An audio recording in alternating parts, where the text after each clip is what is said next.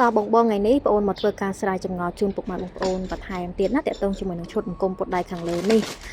សម្រាប់ឈុតខាងលើនេះគឺមុខងាររបស់វាគឺសម្រាប់យើងពុតជារាងកែងក៏បានពុតជារាងអុយក៏បានដែរដូចខាងបងអូនដាក់រូបនៅលើវីដេអូនឹងតែម្ដងណាហើយ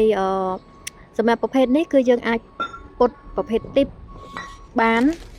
ទីមូលគឺយើងពុតបានចន្លោះទី21 27 34ទៅតាមតម្រូវការរបស់បងអញ្ចឹងណាបងចង់បានឈុត3ពុំដោយបងអូនខ្ចប់ឲ្យខ្ចប់ជូនភ្ញៀវខាងលើហ្នឹងក៏បានឬក៏ចង់ពុតតែទីមួយខ្នាតដូចទី21ឬក៏ទី27ទៅតាមតម្រូវការរបស់បងអញ្ចឹងណា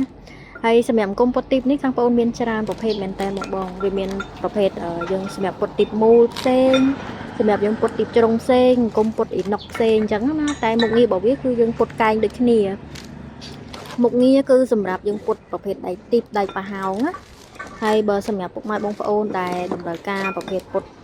ដៃតាន់ដូចជាពពួកដៃថ្នាំងអំពៅឬក៏ប្រភេទពុតដៃក្បាច់គឺខាងបងអូនមានប្រភេទផ្សេងតែមានច្រើនជម្រើសដូចបងអូនធ្លាប់ធ្វើវីដេអូមុនអញ្ចឹងណាអញ្ចឹងបើសិនជាករណីបងតម្រូវការចង់បានប្រភេទណាអាចឆាតចូលនៅក្នុង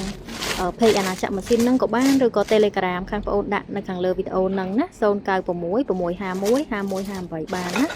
អញ្ចឹងបើសិនជាពុកម៉ែបងប្អូនដែលមានចម្ងល់ចង់សួរព័ត៌មានបន្ថែមឬក៏លម្អិត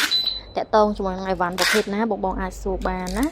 អញ្ចឹងអរគុណច្រើនសំណាងល្អទាំងអស់គ្នាណាហេង